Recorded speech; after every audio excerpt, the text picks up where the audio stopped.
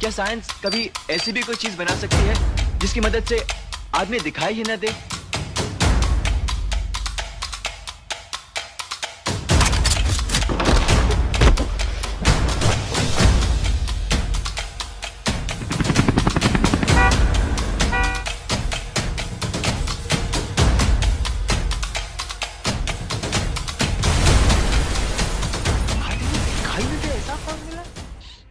क्या अरुण ने की चोरी? क्या डॉक्टर साकेत ही है घड़ी का असली हकदार? क्या करेगा आरव घड़ी के साथ?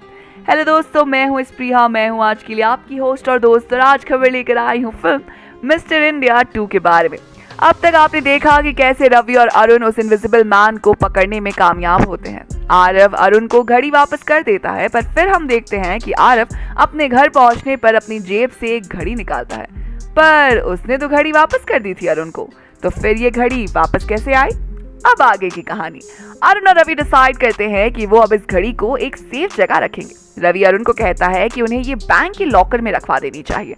अरुण भी उसकी बात से एग्री करता है, पर तभी वहां डॉक्टर साकेत आ जाता है और रवि और अरुण को वही रोक देता है। डॉक्टर साकेत कहता है कि पुलिस होते हुए भी रवि अरुण की हेल्प कैसे कर सकता है, जिस पर अरुण और रवि दोनों हैरान हो जाते हैं। और डॉक्टर साकेत से अरुण कहता है, ये क्या बोल रहे हो रवि, मैं हेल्प क्यों नहीं कर सकता?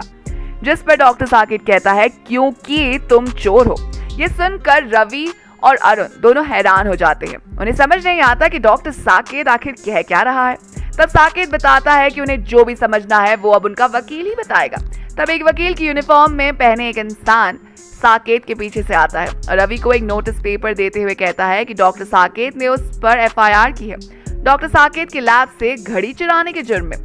जिस पर अरुण बताता है कि वो घड़ी असल में उसकी ही है जो उसने वहां छुपाई थी। जिस पर साकेत रिप्लाई करता है, अगर वो घड़ी तुम्हारी थी तो तुमने अपने घर में क्यों नहीं छुपाई? कोई भी इंसान अपनी इतनी कीमती चीज को किसी और के घर में क्यों छुपाएगा? असल में ये घड़ी मेरी है और मेरे पापा की है, जिसे तुम दोनों ने दिन दहाड़े मुझे गन पॉइंट पर रख कर मेरे घर से चुराई है। अरुण गुस्से में आ जाता है और कहता है, ये बेबुनियाद इल्जाम है साकेत, तुम जानते हो ये घड़ी मेरे पिता की बनाई इन्वेंशन है और अब मेरी है। तुम अच्छी तरह से जानते हो उस दिन क्या हुआ था। पहले तुमने गोली हम पर तानी थी, फिर ये बेबुनियाद इल्जाम हम पर लगाकर क्या साबित करना चाहते हो? साकेत कहता है, बेबुनियाद इल्जाम नहीं, सच है ये। इस घड़ी पर मेरा और मेरे पिता का हक है। तुम तो ये भी नहीं जानते कि ये घड़ी काम कैसे करती है, तो भला इस पर तुम्हारा हक कैसा? ये घड़ी इसके असली हकदार को मिलनी चाहिए, यानी कि इसलिए असली कदरदान जिसको इसकी अहमियत और इसके बारे में पता हो, ना कि उसे जो इसे किसी घर के नीचे दबा के भूल जाए। रवि बताता है कि उन्हें अब ये घड़ी पुलिस में देनी ही पड़ेगी और अदालत का फैसला आने तक ये घड़ी पुलिस हिरासत में होगी। इस बारे में वो कुछ नहीं कर सकते क्योंकि उनके पास घड़ी का फॉर्मूला और उस दिन की CCTV फुटेज भी है। कुछ सोचने के बाद अरुण वो घड़ी पुलिस को सौंपने को तैयार हो जाता है। दूसरी तरफ आरव अपना बैकपैक लिए घर की खिड़की से रात के अंधेरे में घर से छुपाते हुए निकलता है और घर से निकलते ही इनविजिबल वॉच को अपने कलाई पर बांध लेता है। उसका मिशन है अपने पापा को खोजना, जो कि लैब से गायब हो चुके थे और पुलिस ने इसे क्लोज एंड शट केस समझकर बंद कर दिया था।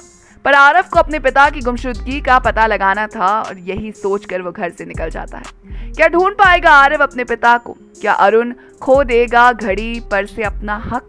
इस पर अपने व्यूज हमें कमेंट सेक्शन में जरूर बताइएगा। साथ ही दोस्तों, अगर आपको वीडियो पसंद आई हो तो इसे लाइक कीजिए, दोस्तों के साथ शेयर कीजिए और फिल्मी दुनिया से जुड़े रहने के लिए सब्सक्राइब कीजिए हमारे चैनल बॉलीग्राफ स्टूडियोज को।